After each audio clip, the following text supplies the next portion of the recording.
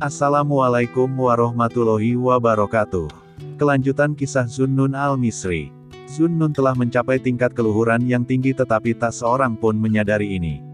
Orang-orang di negeri Mesir bahkan sepakat mencap dirinya bitah dan melaporkan segala perbuatannya kepada Khalifah al-Mutawakil. Mutawakil segera mengirim para perwiranya untuk membawa Zunnun ke kota Baghdad. Ketika memasuki istana Khalifah, Zunnun berkata, "Baru saja kupelajari Islam yang sebenarnya dari seorang wanita tua dan sikap satria tulen dari seorang kuli pemikul air." "Bagaimana?" tanya mereka kepadanya. Zunnun menjawab, "Sesampainya di istana Khalifah dan menyaksikan kemegahan istana dengan para pengurus dan pelayan yang hilir mudik di koridor-koridornya, aku berpikir alangkah baiknya seandainya terjadi sedikit perubahan pada wajahku ini." Tiba-tiba seorang wanita tua dengan sebuah tongkat di tangannya menghampiriku. Sambil menatapku dengan tajam ia berkata kepadaku, "Jangan engkau takuti jasad-jasad yang akan engkau hadapi, karena mereka dan engkau adalah sama-sama hamba Allah yang maha besar. Kecuali apabila dikehendaki Allah, mereka tidak dapat berbuat sesuatu pun terhadapmu." Di tengah perjalanan tadi aku bertemu dengan seorang pemikul air. Aku diberinya seteguk air yang menyegarkan. Kepada seorang teman yang menyertaiku aku memberi isyarat agar ia memberikan sekeping uang dinar kepadanya. Tapi si pemikul air menolak, tidak mau menerima uang itu dan berkata kepadaku, "Engkau adalah seorang yang terpenjara dan terbelenggu. Bukanlah suatu kesatria yang sejati apabila menerima sesuatu dari seseorang yang terpenjara seperti engkau ini, seorang asing yang sedang terbelenggu." Setelah itu diperintahkan supaya Zunnun dijebloskan ke dalam penjara. 40 hari 40 malam lamanya ia mendekam dalam kurungan itu. Setiap hari saudara perempuannya mengantarkan sekerat roti yang telah dibelinya dengan upah dari pekerjaan memintal benang. Ketika Zunnun dibebaskan, ditemukan 40 potong roti di kamar kurungannya dan tak satu pun di antara roti-roti itu yang telah disentuhnya. Ketika saudara perempuan Zunnun mendengar hal ini, ia menjadi sangat sedih. "Engkau tahu bahwa roti-roti itu adalah halal dan tidak kuperoleh dengan jalan meminta-minta. Mengapa engkau tidak mau memakan roti-roti pemberianku itu?"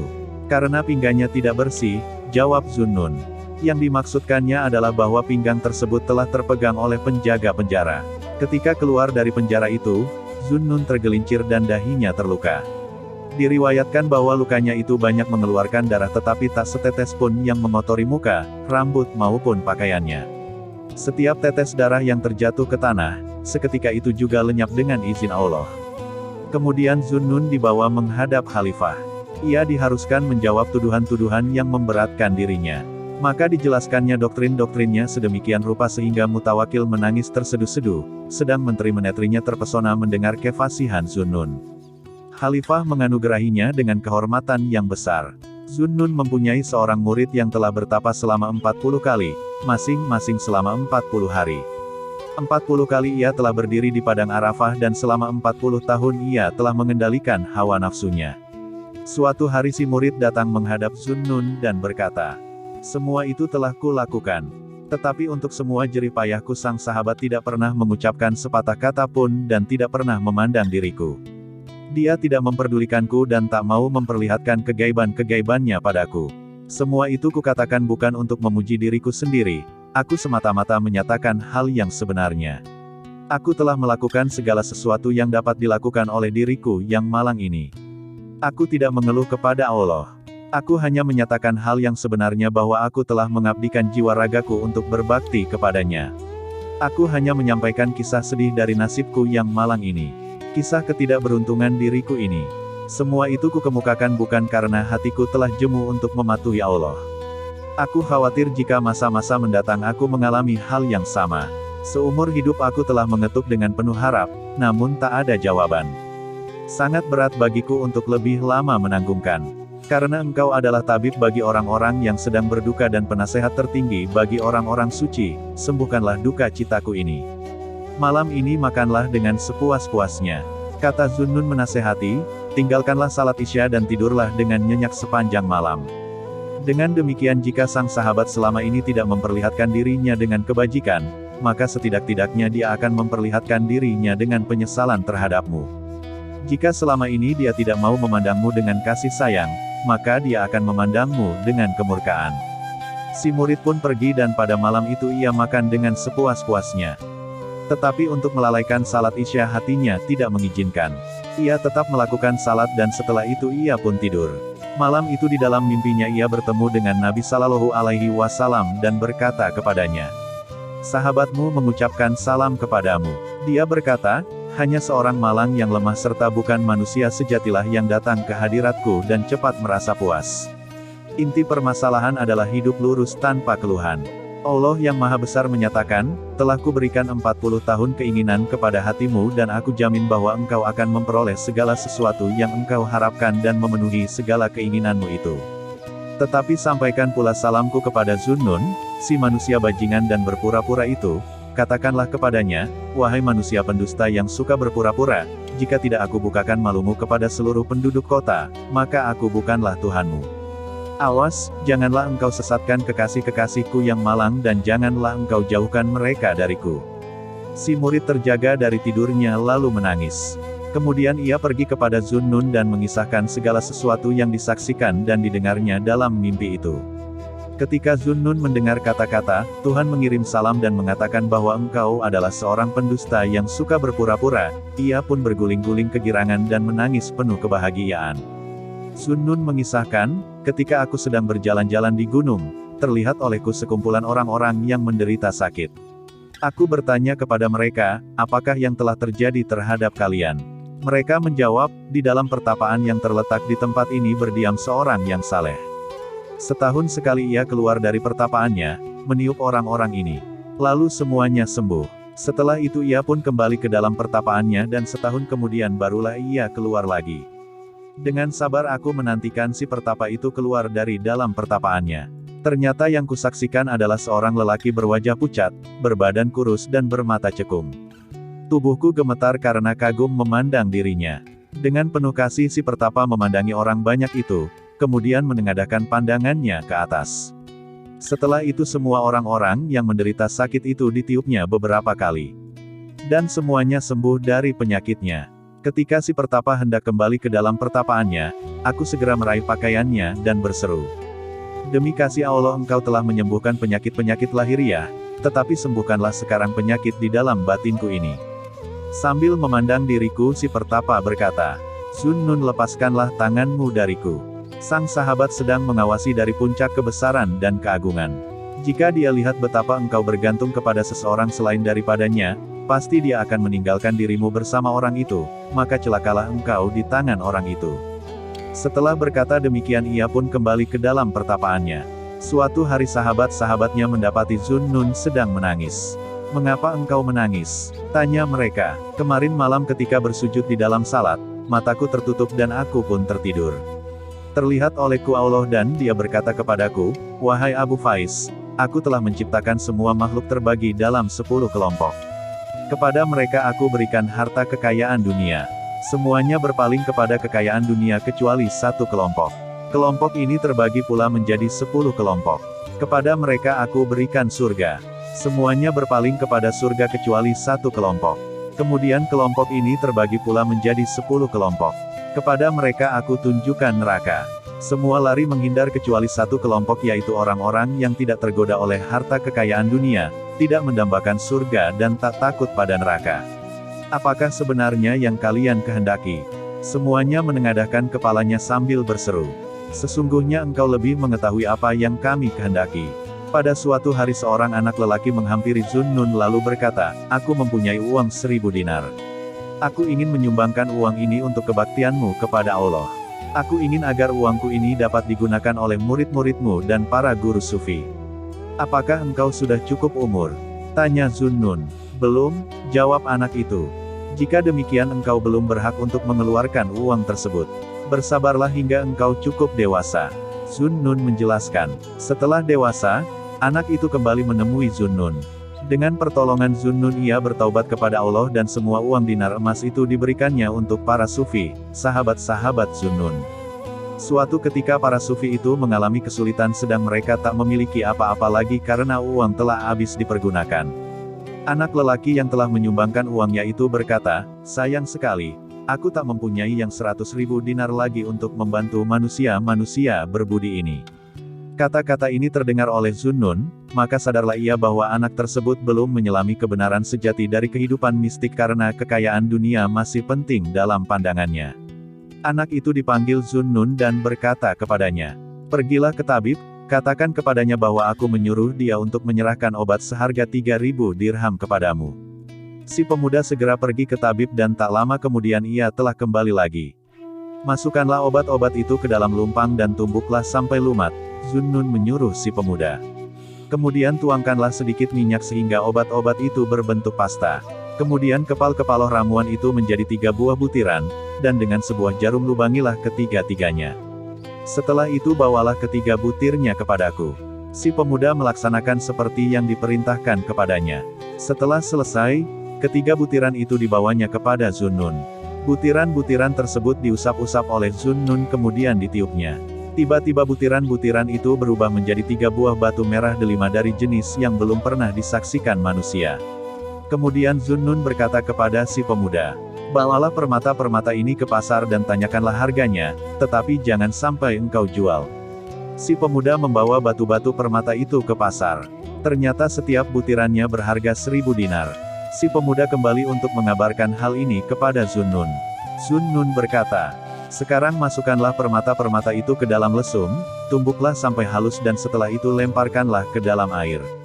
Si pemuda melakukan seperti yang diperintahkan Zunnun, melemparkan tumbukan permata itu ke dalam air. Setelah itu Zunnun berkata kepadanya, "Anakku, para guru sufi itu bukan lapar karena kekurangan.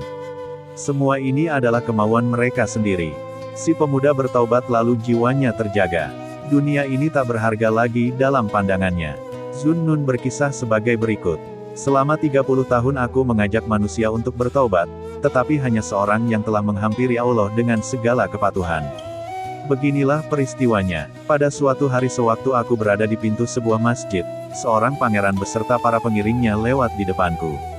Ku ucapkan kata-kata, tak ada yang lebih bodoh daripada si lemah yang bergulat melawan si kuat. Si pangeran bertanya kepadaku, apakah makna kata-katamu itu? Manusia adalah makhluk yang lemah, tetapi ia bergulat melawan Allah yang maha kuat, jawabku. Wajah si pangeran remaja itu berubah pucat. Ia bangkit lalu meninggalkan tempat itu. Keesokan harinya ia kembali menemuiku dan bertanya, manakah jalan menuju Allah? Ada jalan yang kecil dan ada jalan yang besar, yang manakah yang engkau sukai? Jika engkau menghendaki jalan yang kecil, tinggalkanlah dunia dan hawa nafsu, setelah itu jangan berbuat dosa lagi. Jika engkau menghendaki jalan yang besar, tinggalkanlah segala sesuatu kecuali Allah, lalu kosongkanlah hatimu. Demi Allah akan kupilih jalan yang besar, jawab si pangeran. Esoknya ia mengenakan jubah yang terbuat dari bulu domba dan mengambil jalan mistik. Di kemudian hari ia menjadi seorang manusia suci. Kisah berikut ini diriwayatkan oleh Abu Ja'far yang bermata satu. Aku bersama Zunnun dengan sekelompok murid-muridnya berada di suatu tempat. Mereka sedang membicarakan bahwa sesungguhnya manusia dapat memerintah benda-benda mati. Inilah sebuah contoh, kata Zunnun, bahwa benda-benda mati mematuhi perintah-perintah manusia suci. Jika ku katakan kepada sofa itu menarilah mengelilingi rumah ini, maka ia pun menari. Belum lagi Zunnun selesai dengan kata-katanya, sofa itu mulai bergerak kemudian mengelilingi rumah lalu membalik ke tempatnya semula. Seorang pemuda yang menyaksikan peristiwa ini tidak dapat menahan ledakan tangisnya dan tak berapa lama kemudian menemui ajalnya. Mereka memandikan mayat si pemuda di atas sofa itu kemudian menguburkannya. Pada suatu ketika seorang lelaki datang kepada Zunnun dan berkata, "Aku mempunyai hutang tetapi aku tidak mempunyai uang untuk melunasinya." Zunnun memungut sebuah batu. Batu itu berubah menjadi zamrud. Zunnun menyerahkannya kepada lelaki itu. Ia membawanya ke pasar dan menjualnya dengan harga 400 dirham kemudian ia melunasi hutangnya. Ada seorang pemuda yang seringkali mencemoohkan kaum sufi. Suatu hari Zunnun melepaskan cincin di jarinya kemudian memberikan cincin itu kepada si pemuda sambil berkata, "Bawalah cincin ini ke pasar dan gadaikanlah dengan harga 1 dinar." Si pemuda membawa cincin itu ke pasar tetapi tak seorang pun mau menerimanya dengan harga di atas 1 dirham. Si pemuda kembali dan menyampaikan hal itu kepada Zunnun. "Sekarang bawalah cincin ini kepada pedagang permata dan tanyakan harganya." Zunnun berkata kepada si pemuda. Ternyata pedagang-pedagang permata menaksir harga cincin itu 1.000 dinar. Ketika si pemuda kembali, Zunnun berkata kepadanya. Engkau hanya mengetahui kaum sufi seperti pemilik-pemilik warung di pasar tadi mengetahui harga cincin ini. Si pemuda bertaubat dan ia tak mau lagi mencemooh para sufi. Telah 10 tahun lamanya Zunnun ingin memakan sekbaj, tetapi keinginan itu tak pernah dilampiaskannya. Kebetulan esok hari adalah hari raya dan batinnya berkata, bagaimana jika esok engkau memberi kami sesuap sekbaj sekedar untuk menyambut hari raya? Wahai hatiku, jika demikian yang engkau kehendaki, maka biarkanlah aku membaca seluruh ayat Al-Quran di dalam salat sunnah 2 rakaat malam nanti. Hatinya mengizinkan. Keesokan harinya Zunnun mempersiapkan sekbaj di depannya. Ia telah membasuh tangan tetapi sekbaj itu tidak disentuhnya, ia segera melakukan salat. Apakah yang telah terjadi? Seseorang yang menyaksikan hal itu bertanya kepada Zunnun. Barusan, hatiku berkata kepadaku, jawab Zunnun.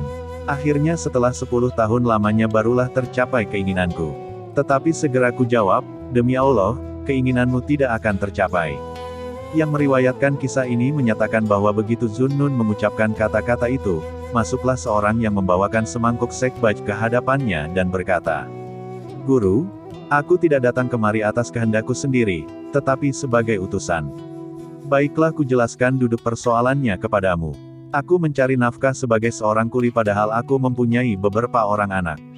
Telah beberapa lamanya mereka meminta sekbaj dan untuk itu aku telah menabung uang. Kemarin malam kubuatkan sekbaj ini untuk menyambut hari raya. Tadi aku bermimpi melihat wajah Rasulullah Shallallahu Alaihi Wasallam yang cerah menerangi bumi. Rasulullah Shallallahu Alaihi Wasallam berkata kepadaku, jika engkau ingin melihatku di hari berbangkit nanti, bawalah sekbaj itu kepada Zunnun dan katakan kepadanya bahwa Muhammad bin Abdullah bin Abdul Muthalib telah memohon ampun untuk dirinya agar ia untuk sementara dapat berdamai dengan hatinya dan memakan sekbaj ini dengan sekedarnya. Aku taati, sahut Zunnun sambil menangis. Ketika Zunnun terbaring menunggu ajalnya, sahabat-sahabatnya bertanya, apakah yang engkau inginkan saat ini? Zunnun menjawab, keinginanku adalah walau untuk sesaat saja, aku dapat mengenalnya. Kemudian Zunnun bersyair. Takut telah meletihkan diriku, hasrat telah membakar diriku, cinta telah memperdayakanku, tetapi Allah telah menghidupkan aku kembali. Pada suatu hari ketika Zunnun tidak sadarkan diri, pada malam kematiannya, 70 orang telah bertemu dengan Nabi Muhammad Sallallahu Alaihi Wasallam di dalam mimpi mereka. Semuanya mengisahkan bahwa di dalam mimpi itu Nabi berkata, sahabat Allah sudah tiba. Aku datang untuk menyambut kedatangannya. Ketika Zunnun meninggal dunia, orang-orang menyaksikan tulisan berwarna hijau di dahinya, inilah sahabat Allah. Ia mati di dalam kasih Allah. Inilah manusia yang telah dijagal Allah dengan pedangnya. Ketika orang-orang mengusung mayatnya ke pemakaman, matahari sedang bersinar dengan sangat teriknya. Burung-burung turun dari angkasa dan dengan sayap-sayap mereka meneduhi peti mati Zunnun sejak dari rumah sampai ke pemakaman. Ketika mayatnya diusung itu seorang muazin menyerukan azan. Sewaktu si muazin mengucapkan kata-kata syahadah, dari balik kafan terlihat jari tangan Zunnun mengacung ke atas. Ia masih hidup. Orang-orang berseru kaget. Mereka menurukan usungan itu. Memang jari tangan Zunnun mengacung ke atas, tetapi ia telah mati. Betapapun mereka mencoba namun mereka tak dapat membenarkan jarinya yang mengacung itu. Ketika orang-orang Mesir mendengar hal ini, mereka semua merasa malu dan bertaubat dari kejahatan-kejahatan yang telah mereka lakukan terhadap Zunnun. Sebagai tanda penyesalan di atas kuburan Zunnun telah mereka lakukan berbagai hal yang tak dapat diterangkan dengan kata-kata. Itu dulu yang bisa saya sampaikan dalam kesempatan ini. Jangan lupa untuk dukung channel ini dengan klik tanda subscribe, tanda lonceng dan tanda like, gratis tapi insya Allah berpahala. Tanpa dukungan Anda semua, channel ini tidak akan bisa berkembang. Masih banyak video-video yang akan saya buat. Akhir kata, semua kekuatan adalah milik Allah, kesalahan dan kelemahan adalah milik kita. Sampai berjumpa lagi di video berikutnya. Wassalamualaikum warahmatullahi wabarakatuh.